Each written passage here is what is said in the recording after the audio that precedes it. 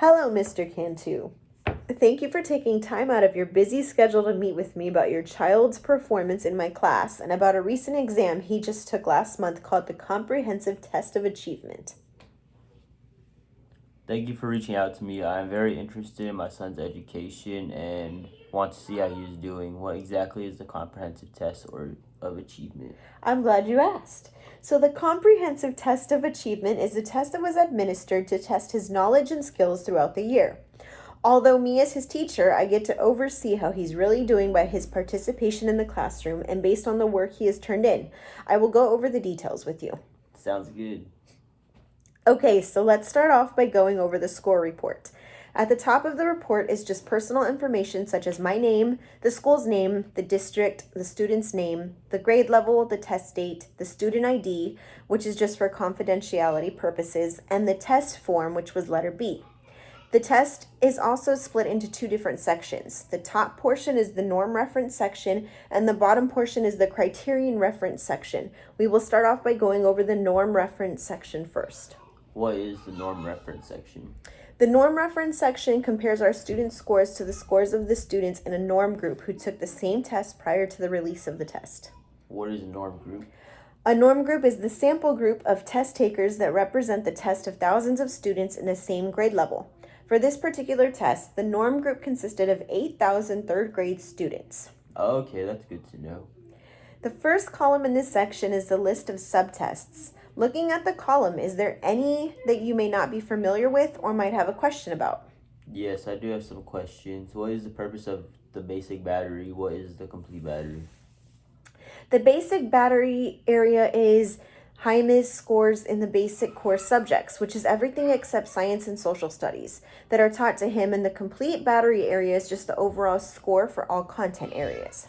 Okay, makes sense. Now I'm going to explain these next two columns, which is the number of items and the raw score.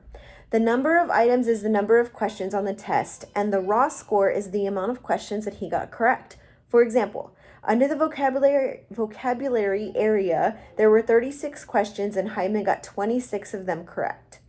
Now this leads me to introducing the national percentiles, and following the vocabulary area, Jaime scored at 48. Although it's not the same as a percentage score, it is a percentile, which tells us Jaime scored better than 48% of the students in the norm group on the vocabulary items for this test. So if we look back at the bell curve, we find where it says percentile equivalence. It ranges from 1 to 99, with 50 as the average.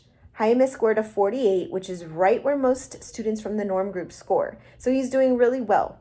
I would have been more concerned if he would have scored lower than 25. So let's go back to the report. So with the score of 48, there's nothing to be concerned about? No, there's nothing to be concerned about at this point. Okay, that's good. I want to quickly talk about percentile bands since we are looking at this. Percentile bands will let you see this a little bit better because it is more of a visual representation. A percentile band has a standard error of measurement. This is great because what it basically does is measure a range of achievement that Jaime scored because every test has error. If your son would retest, then he would more than likely fall within the range of scores included in this band. So if we go back and look at Jaime's score of 48 with a plus or minus of -4 or +4, that would put him at a score of 44 to 49.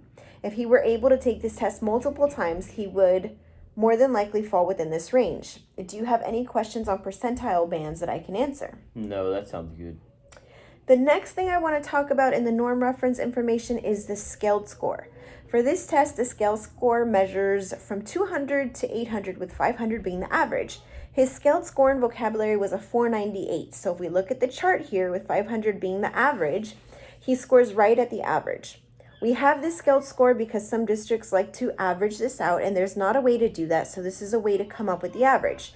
Based on a standard score, which is like a standard unit of measurement we learned about with measurement. Do you have any questions about this? No, I think I understand it. Let's take a look at the bottom of this page and talk about the criterion reference.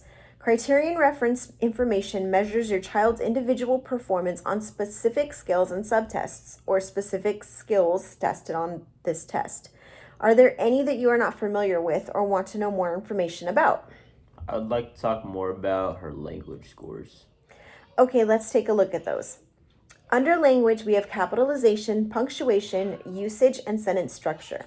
Jaime's raw score for capitalization was 11. Raw score means how many he got correct. The number possible was 12, and the cutoff point determined by the content expert put him in the high range on this specific category. All of this information here shows that he is right on track and doing great. If we look under spelling in the category of sight words, he got 10 out of 13 correct, which put him at a medium score. If we take a look back at his spelling test that I have here, you can see how he has a pattern of missing anywhere from 3 to 4 on each test. So this has him at a medium. We can work on this by going over his spelling words every night so that when it is time for the test, he can eventually get them correct and move to a high score. But he is still doing great. Maybe you can also try giving him words to verbally spell out, and that should help as well. As we look at the chart, there are different categories of low, medium, and high, and the scores here determined by the numbers that Jaime had for his raw score and the number of problems given. Does this make sense to you? Yes, it actually does. From what I see, I think he's doing very good. Great. If we look under the category of language, he scored high on everything under this, which means that he does really well on things like writing. Jaime got 11 out of 12 correct under capitalization. Punctuation, he got 10 out of 11 correct. And for sentence structure, he got 11 out of the 12 possible. These scores show that he is doing very well in language. If we take a look in his journal here, there are not many corrections that he would have to do for this to be perfect. He does really well with capitalization. His punctuation is great as well as his sentence structure. I tend to look over his journal, and his writing is great. I definitely agree that these scores are a good reflection of how great he is doing in language. He does have some lower scores in social studies under history and economics. He has a raw score of 4 under history, and the number possible was 6. In economics, his raw score was 4, and the number possible was 6 as well. The latest subject in history that we talked about was the Alamo. We talked about the Battle of the Alamo, and he explained to me that he has been downtown, and as he was walking around, he remembered taking a picture with his family in front of it. I like to bring something in that is familiar to them when we cover this because it helps them make connections. I think that he can do better in this area, but maybe he just wasn't very interested in the Alamo. We had a small in-class project on budgeting also that we related to economics, and I think that his score should actually be much higher than what it is. Jaime got 4 out of 6 correct under economics, which puts his score at a low. The number possible was only 6, so I do think that he could score better in this subject. He seemed to be very distracted with this lesson in class, talking with classmates, but I think that he understood just fine. He may have rushed a little bit through the assignment because the kids had so much fun making a menu and budgeting. In his portfolio, I have the menu that he created so we can take a look at it together. He did a very great job on this, but he didn't add things on the menu such as putting in combos or on there for more choices. I wouldn't worry much about this because he usually does very well. Lastly, I want to go over one area that he does great in. Listening is one of his strong areas, and he has high scores in vocabulary and comprehension. Jaime's raw score was 16 with the number possible as 16 under vocabulary. In comprehension, he has a raw score of 13 out of 17 as the number possible, which is still good.